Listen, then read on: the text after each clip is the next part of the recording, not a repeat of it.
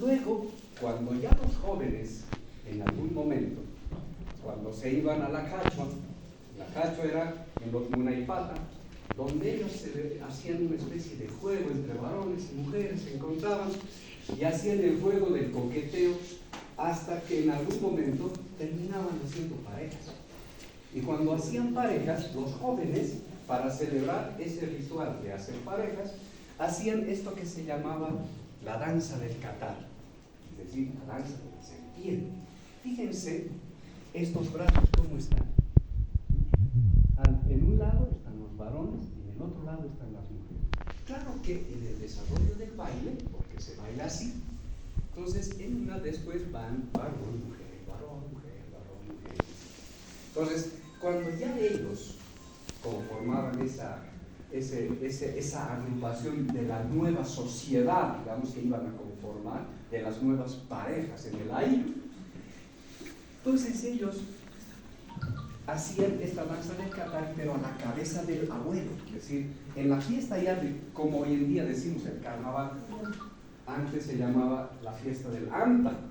De ahí viene anta, anata, carnaval ya decimos. Esta es la fiesta del anta.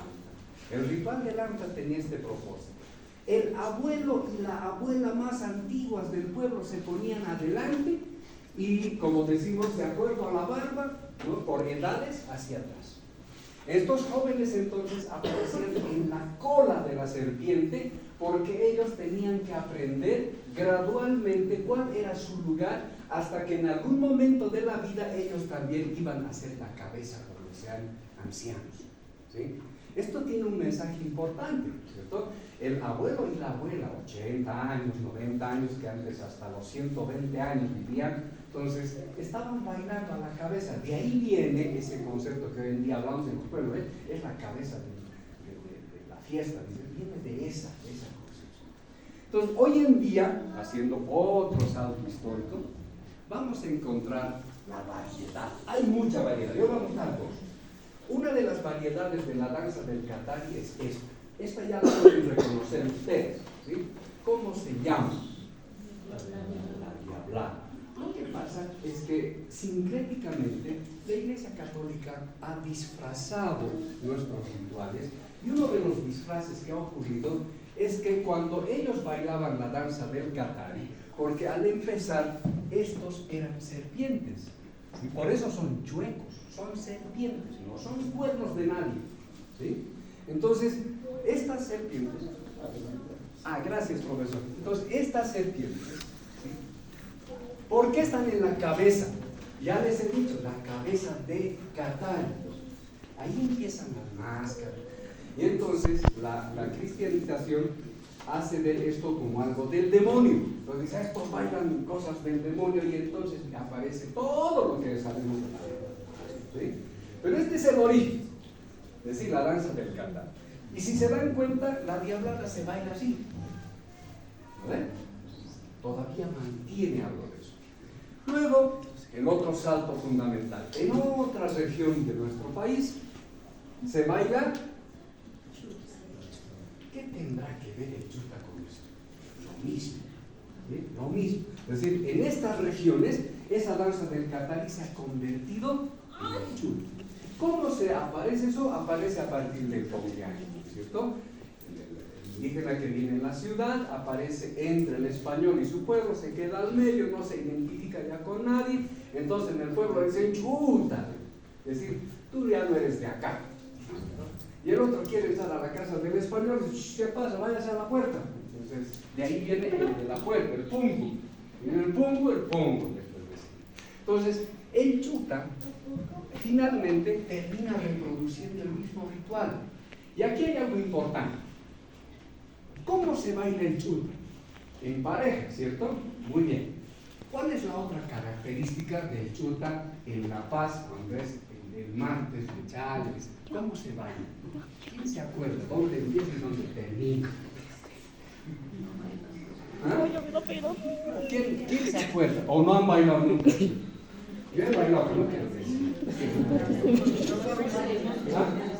Después vamos a decir por qué son dos mujeres. No es lo que piensan ustedes. Ahora, a ver, ¿cómo ¿Cómo se baila? ¿Dónde? En La Paz, ¿dónde empieza y dónde termina? Ya, ¿dónde? Ya, está bien el sentido todo, pero ¿dónde físicamente empieza el chute? ¿Dónde empieza? ¿Dónde las bandas? No, el lugar exacto. La garita, muy bien. Ya, ¿dónde termina? En el cementerio, muy bien. Ahora dice, la garita está aquí, el cementerio está aquí. ¿Por qué bailan hacia arriba? Para cansarse. Sí, es que se van a dar cuenta. Ahora, a ver, en Munaipata, esto es Munaipata. Y donde se bailaba las cachas se llamaba Munaipata, ¿cierto? Ahora, en Munaipata, excepto este año, ¿cómo se baila el chute en Munaipata? ¿Dónde empieza el Munaipata? Allá abajo, ¿no ves? ¿Dónde termina el chute? En la cancha de Munaipata. Mis papás terminaban ahí, cuando la cancha era abierta, bosque, así, tierra, ¿no ves? ¿Eso por qué pasa? ¿Por qué es así? ¿Por qué de abajo arriba? Y no al revés, como este año se han equivocado. Vamos a ver por qué se han equivocado. Entonces, pasa que este primer escenario de subida, ya la doctora lo va a explicar, ¿sí? Tiene un movimiento fundamental que tiene que ver con el movimiento del espermatozoide. Entonces, el ritual va por ahí. Segundo, cuando llegas arriba, a Munaipata, se hace el ritual del óvulo femenino, por eso se da así. ¿Sí? ¿Sí? No, la vuelta, redondo, círculo, guay, ¿sí? Termina eso, vuelven a bajarlo, ¿ven? ¿Por qué se vuelve a bajar? Porque ese ya es el ritual del nacimiento. ¿Cómo nacen los niños? De cada. Así salen del vientre. Entonces, eso lo estamos en la danza de la calle era lo mismo, solo que ahora lo estamos viendo en forma de danza y no nos damos cuenta, ya no nos han explicado eso. El abuelo le habrá explicado al otro, al bisabuelo, al abuelo, y el abuelo menos le ha explicado, y a nosotros ya no nos han dicho nada. Solo nos han dicho, hay que bailar y punto, ¿no? Así está. Entonces, ahí viene, entonces, un segundo. El chuta está escondiendo todavía ese ritual de la reproducción. Ahora bien, con esto yo voy a terminar. Finalmente, en la familia, cuando ya se conforman las familias, tienen que conformarse después las sociedades.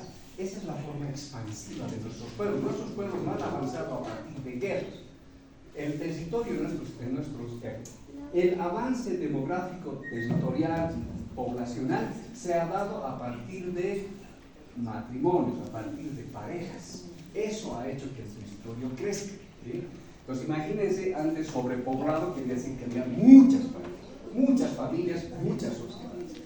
Entonces, cuando ya la familia está compuesta, tienen que nacer los hijos. Esa es la garantía de una familia.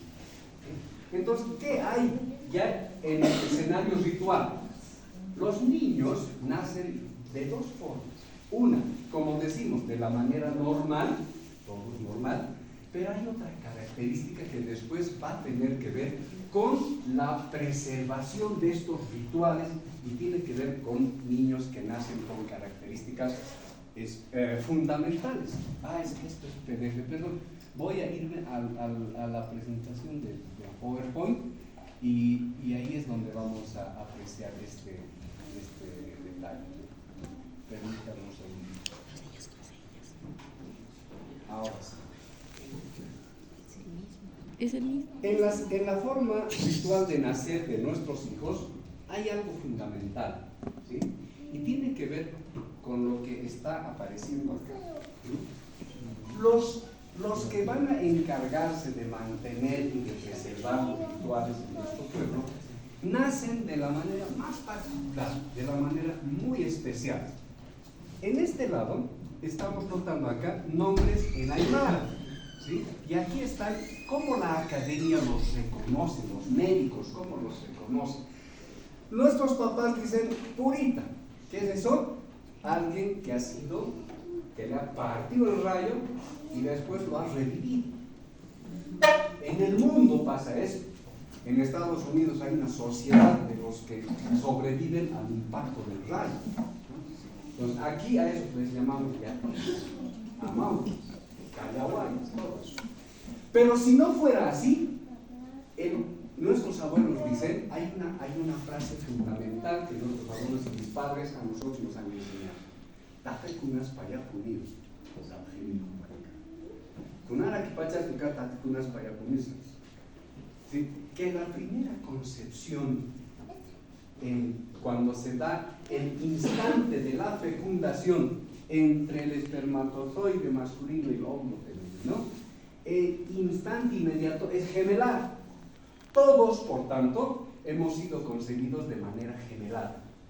Solo que en el siguiente instante, otros se han vuelto con todo su nacimiento normal. Pero los que ya no han podido, o los que ya no nacen normal, mantienen esa esencia gemelar. Por tanto, nacen ispa, ¿sí? Gemelos. Por eso hay igualito entre varones y entre mujeres. Entonces, estos son, como dicen algunos abuelos, los escogidos, los elegidos. Otros después dirán los sacerdotes, los caballos, los que están destinados a curar, los que están destinados a preservar los rituales. Después están los que nacen de pie, los cayuya, ¿sí? La medicina dice podálico, una posición tan peligrosa ¿qué se llama? Del embarazo, ¿cierto?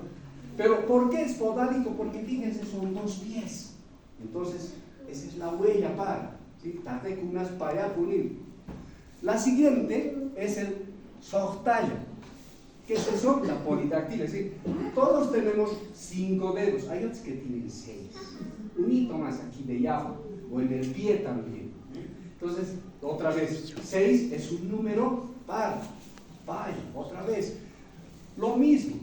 Paca casaninaka, cuando tienen doble de movimiento, ¿sí? O sea, siempre hay una seña que te está diciendo, este es un gemelo, cuidado, hay que cuidarlo. Los amautas dicen, hay que cuidarlo porque después hay que consagrarlo. Él tiene que ser guía. Alacho, ¿han visto personas aquí o en todo el cuerpo, dependiendo? Normalmente aquí se nota. Esa parte es como si se hubiera quemado. Una cosa es cuando uno se quema, la pielcita sale como rosadito, ¿lo ven? Pero ellos son naturales, no es que se hayan quemado, así han nacido, ¿sí? Entonces aquí en alguna parte del cuerpo, doble piel, otra vez vaya, unir. Pulo, esto es propio de las mujeres, es el doble pezón. Entonces, en alguna partecita, cerca, al lado, encima del pezón, hay uno adicional, ¿sí? Cada una de estas señas implica inclusive un comportamiento y una forma de ritual que tienen que hacer. Hasta que unas vaya a poner aquí pachadas, o sea, este otro desaparece. Nace, hay niños que de aquí hasta aquí, cuando nacen, está abierto, es como si hubiera un gran cráter. Por eso a veces las abuelas antes le ponen algodón. Por eso a estas guaguas, ahí es donde les han empezado a poner huaca, no solo aquí, sino aquí, para cuidar eso. Porque ya lo han señalado. ¿Por qué? Porque con el tiempo eso se va cerrando. Ya cuando se cierra, ya nadie se da cuenta. Si la mamá no tiene esa información, si el médico no ha notado en el papel, ya está perdida esa señal. El problema es cuando esos jóvenes más adelante, o sea, se más adelante, llevan su vida y tratan de ser normal y no pueden, ¿no es cierto? Panjaraninaka. ¿Cómo son? La panjara es una flor. Cuando nace es igual, así como si estuviera como una manilla, como flor siempre, como carcada. Igual, con el tiempito va y desaparece. Ya nadie se da cuenta. Por eso las mamás tienen que mandar esta información. Es importante. Y lo que conocemos, ¿no? El apego, los bajitos de estatura, ¿no? Es igual. Y hay más, por eso aquí hay puntos suspensivos. Hay otros que llevan aquí arriba, no sé si han visto, como arruga. ¿Ves? Esos son los surcos. Es igual. Ya hay los lunares. Entonces hay una lista larguita, ¿sí? Que tiene su nombre y la academia lo ha estudiado. Y si se dan cuenta, son vistos como defectos. Por eso es que nosotros hemos escondido esa información. Por eso los abuelos han empezado a esconder la información. ¿Y cómo los han mimetizado? En tejidos, en tallados, en cantos, en bailes, en música. Así lo han mimetizado, porque ya estaba prohibido. ¿Cómo estos indios van a hacer cosas del diablo? ¿No ve? Entonces la colonia y toda la historia que ustedes conocen. Entonces, si nos prohíben, lo escondo. Nuestros abuelos han escondido la información. Aquí están, naciendo de pie, naciendo de cabeza, con 6 dedos. Han escondido la información en piedra, en tejido, en baile, en canto, en música y en muchas otras cosas. Entonces, me quedo acá. Entonces, ahora va a continuar el Rosario para que nos hable a continuación todo lo que esto después implicará dentro del conocimiento contemporáneo. Vamos a ver que tan lejos no estamos.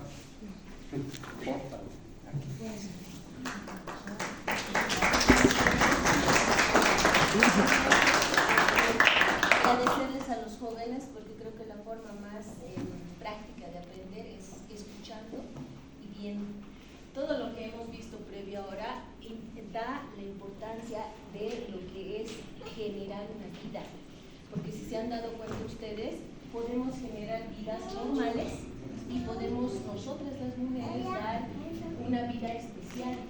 Y no necesariamente, Félix lo ha enfocado más desde el punto de vista ritual, pero estos niños no necesariamente tienen que ser guapiris, pueden ser grandes profesores, pueden ser grandes líderes, pueden ser grandes médicos, grandes ingenieros. Entonces, por eso era importante que esta parte, desde el punto de vista del conocimiento ancestral ritual, quede claro.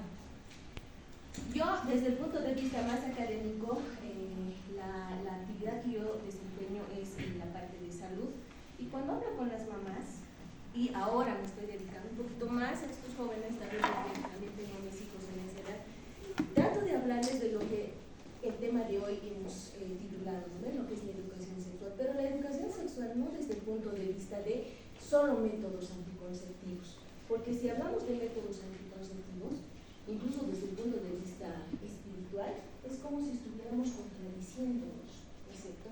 Es como decirle a la sociedad, no te reproduzcas. Pero la idea es que los jóvenes tengan claro de que tengan la información real de lo que es traer una vida en la vida. ¿Lo ven? Por eso yo alguna vez, cuando mi hijo me decía, y siempre te preguntan a los niños, ¿no? ¿Cómo nací? ¿Y qué has pensado cuando ya nacido? ¿Querías un hijo así? Así a veces, porque a veces nos hacen renegar y ellos dicen, seguro no querías tenerme. Así incluso nos dicen. Entonces yo alguna vez le contaba, le dije, mira cómo es la vida, Héctor, y te voy a contar cómo tú has sido planeado desde mis 9 años. Entonces, ¿y cómo? Pues a los 9 años una niña, ¿cómo puede estar pensando en hijos? Y sí, las mujeres a veces desarrollamos desde el punto de vista psicológico y somático antes que los varones. Nuestra madurez es mucho más precoz que los varones, y eso ustedes lo deben notar en las familias. Las niñas siempre son un poco más responsables, más ordenadas, más esquemáticas en todo su vida. A veces ellas no nos dan tanto problema como los varones, y eso es desde el gen mismo propiamente. Si se dan cuenta, el gen del varón es el Y, ¿no? Le falta una patita. Y eso es, claro, esa falta lo damos nosotros las mujeres, con el XX, ¿no ves? Entonces, en el sentido, yo les explico a los jóvenes y les digo, es bueno pensar en la familia desde que somos niños. ¿Por qué? Porque nosotros vamos a crear lo que decía Félix, sociedades. Y si nuestra sociedad probablemente está como está ahora, es porque nosotros, muchos tal vez, no sé cuál, la realidad de los jóvenes de ahora es que ¿Cómo se están formando los hijos? ¿En qué escenarios hacemos las fecundaciones? Los niños ahora beben a edades muy tempranas. Adelante vamos a revisar unos datos y estos datos para mí son alarmantes. Porque miren, son embarazos en adolescentes. Es un problema muy crítico en la parte de salud.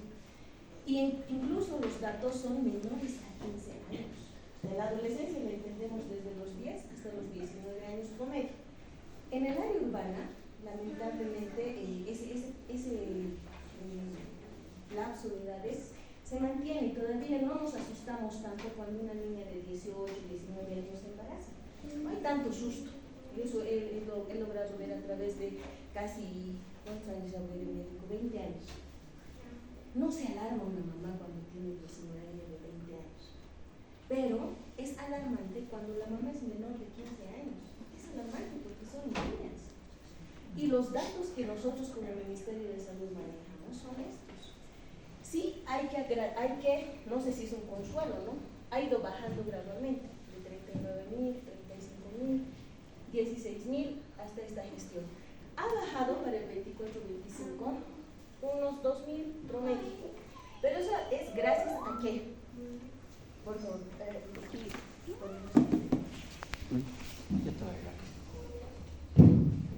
y esto es otro dato que también nos tiene que alarmar, lo que les decía. Este grupo etario de 10 a 14 años, si sumamos los totales, son cifras realmente alarmantes. Ustedes son mamás, imagínense a sus niñas de 10 años haciendo parto, 12 años haciendo parto, 13 años. Yo de solo imaginarme a mi hija me desespero, me aterro. Y hay incluso estos datos mucho más minuciosos de cuántos son partos vaginales, cuántos por cesáreas, muchos de ellos han sido atendidos en casa, muchos por partera, etc. Son datos que yo quería que ustedes tengan un poquito de idea para que entiendan la magnitud del problema de cómo debe ser enfocada la educación sexual. Así es. Una de las causas de que esa situación o este problema esté dándose en nuestro país y a nivel Latinoamérica somos creo que el sector el que está sufriendo más es entre varios hay la pobreza, la parte económica, el conocimiento, la formación de la familia, la desmembración de las familias, que es otro fenómeno que estamos viviendo también, y la curiosidad también, ¿no? La poca información de los jóvenes, la autoestima, etc. Varios factores. Pero para mí lo más importante, lo que he logrado ver a través de estos años, es esto, que nosotros, tanto en el escenario educativo como en el escenario familiar, hemos ido dando muchos conceptos errados de lo que es educación sexual. En lo particular, mi madre siendo maestra, ojo, no era una señora ni de campo, no era una abuelita, era maestra.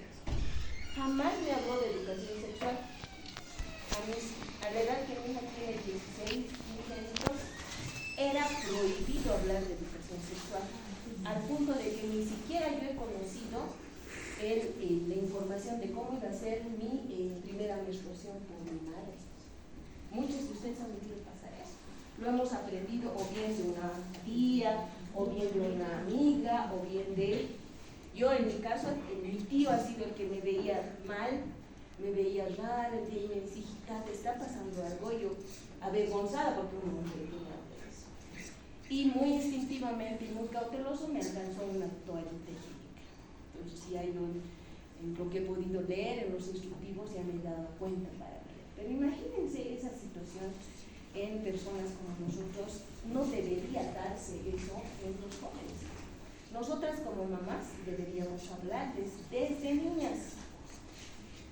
En el colegio, antes a nosotros, el personal de salud, no nos dejaban entrar para hablarles de educación sexual. Todavía tenemos ese problema en las unidades educativas de provincia, yo trabajo en provincia, pero no saben todo lo que hay que hacer para hablar con los directores, para decirles vamos a hablar de educación sexual, porque ¿cuál es la idea? Es que si ustedes les informan, ellos van a querer hacerlo. Ese siempre ha sido el prejuicio que tenemos. Pero ahora, con las redes sociales, con el internet, ¿ustedes creen que no van a saber? Niños ya saben. Y es mejor que nosotros, como personal de salud, y nosotros como familia, demos una orientación clara, concreta. No podemos engañar con que hay cigüeñas, con que hay abejitas. No, eso ya no se debe hacer con los niños. Los niños deben conocer la sexualidad desde niños. Y ya más bien el Ministerio de Salud ha elaborado normas donde está cómo debemos dirigirnos a los niños, cómo debemos explicarles, para que ellos lleguen a ejercer su derecho, porque su derecho de conocer la educación sexual es eso, no podemos negarle, ni en los centros educativos ni nosotros como familia. Entonces yo les voy a hablar siempre desde el punto de vista de la norma, no me estoy inventando, eso siempre yo les digo a los profesores, no es que yo estoy viniendo porque quiero dar una mala información, es derecho de los jóvenes el conocer todo lo relacionado a sexualidad. Incluso antes pensaban en los centros de salud y las familias, tal vez ustedes todavía tienen esa idea, de que nosotros como médicos no podíamos dar métodos anticonceptivos a un niño, a una niña, por ejemplo. Yuma, si fuera a algún centro de salud a solicitar condones, tienen la obligación de darlo. Si ella quisiera usar otro método anticonceptivo, ella previamente como mujercita, si ella lo ha decidido, podemos darle. Antes decían, tiene que estar con su papá, que venga su papá o su mamá y que autorice. Antes se manejaba ese concepto, ahora ya no, pero no todos lo saben, porque no todos conocen la norma.